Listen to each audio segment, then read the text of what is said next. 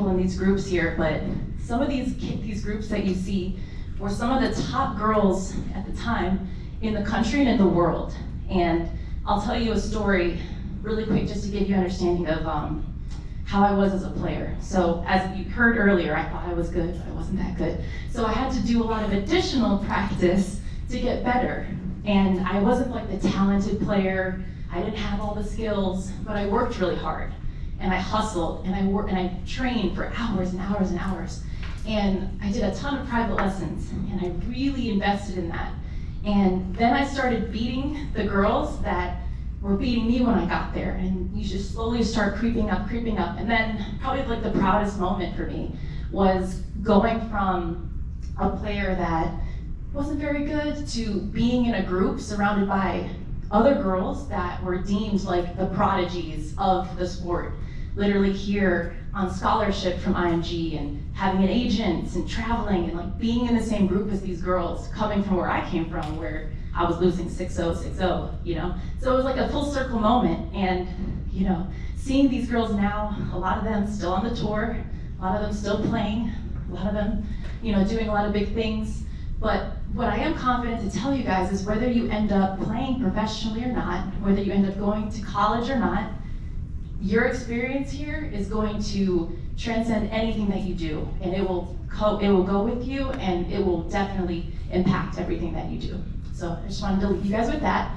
And then before we go into any questions you guys will have, I just want to thank Margie. Oh gosh, Danielle. I found some throwbacks of us. So Margie was one of my first coaches at IMG, and she was always somebody that I looked up to a ton. And we had the opportunity to not only work with each other, but travel together, travel the world. And, you know, I've seen Margie come in as a coach who was always hungry, always wanting to improve and grow and just continue to evolve. And just to see what she's doing now with you guys in this program is just incredible. And I just want to thank you, Margie, for the opportunity to come back and speak to the ladies here and get them inspired and ready for practice. But with that, I think we can open it up to any questions anybody has about anything, or yeah. Next screen though. Yeah. I like these pictures. Okay, we'll put it out here. I swear the bangs were in style. Yeah, you rock the bangs. You were rocking those bangs.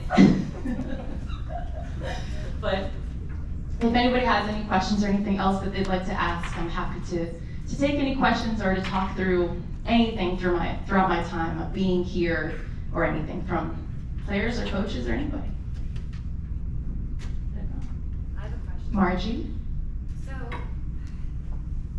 how do you measure success besides like a ranking or a score? Like what is success if you were to tell the old Danielle Mills here at the Academy, what is success on a daily basis look like after you lose a match or win a match? What is success? Great question. One thing that I like to tell myself even today is, the biggest advice that I would have gave myself back if I could go back in time is always be where your feet are. Literally always be where your feet are, always be in the present. So many times as players, we're so focused on what happened to us, the match that happened, the game that happened, the loss that just happened, and we're not in the moment and in the present, or we're thinking about, okay, we have this upcoming match, this upcoming tournament, I gotta prepare, I gotta think. You're always like ahead, but you're not where you are. You're not literally in the present moment. And right now, like, I'm so happy to be in this present moment with all of you guys speaking to you. Like, this for me is everything. I've been looking forward to this, but this present moment is everything. This moment we're having right now, like the moment you're in right now. And I would tell myself that, stay in the present more, be more present into what's going on, because you look back, you're like, it goes by like this. It's so fast.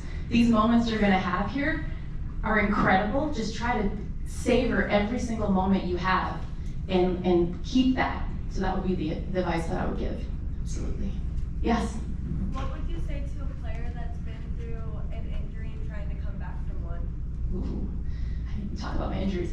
Okay, injuries are a part of the game, but how you handle the injury really shows what type of character you have. It shows what type of person you are. So when an injury happens to you, you can't control that. You can't control that happening, but you can control how you go about rehabbing, how you go about doing the necessary things to get yourself ready, and putting yourself in these environments, especially here where we have like top of the line physios, top of the line physical therapists, and mentally just getting yourself ready to get back on court. Don't think of the injury, don't associate yourself with the injury. Like, you are not the injured player. You are a player who's working through something, but you are not the injured player. And I've been there before. I had double knee surgery. One of the reasons why I had to retire from tennis is because my knees got kind of bad and I had to get surgery. I came back, kept playing, then my back started having issues. But during that time, I had to stay positive and basically stay in the moment, stay where I was, and just know that, like, you know, the work that you're putting in every single day gets you one step closer to be better so you feel good on court again. And just communicate a ton with your coach, communicate a ton with your therapist so that they know where you are in your progress. That's what I would say. Yeah. Question over here. What was your experience going D1 for college? Experience. It's an awesome experience. Literally, college tennis is incredible. And getting to play at the highest level of college tennis is absolutely amazing. You know why? Because you have this camaraderie with your team and the girls that you're playing with. I got an opportunity to play at the University of Miami. At the time, we were, when I got to the team, we were 5 in the country. When I left, we were number 3 in the country. We lost in the quarterfinals of the NCAA tournament. And what I loved about college the most is it taught me how to play doubles. How many people in the room like doubles? Everybody, okay, I like that. When I was here, doubles wasn't that popular. Doubles is awesome, and college taught me doubles. It taught me how to be a team player. You know, tennis players, we're very much into ourselves. We're very much like about us, but when you have, you know, a partner, it's not just about you, it's about the team. And it was an incredible experience. I think another part I can speak to is just balancing the schoolwork and the tennis. But this place right here, IMG, is the best preparer for you to be in college because you guys are doing that right now. You guys are going to school, you're playing, you're balancing schedules. That is going to be the same thing that you have in the future. And while other kids, you know, on the team won't have that, you'll be able to kind of tell them how to do it because you've been doing it while being here. This is the best way to prepare for that in the future. College tennis, absolutely. But I loved my experience at college tennis. Any other questions? Not? Keep going. Any lessons that you learned at IMG that you've been at work, like you're working in the business world, that you said, oh, I learned that at IMG, I can apply it to what I'm doing right now? What are some of those lessons? Ooh. Well, what I found being normal now, I didn't consider myself normal when I was here because when you're at IMG, you are an elite athlete. You are not normal. You are not average. You are doing things more. You're doing things better, harder.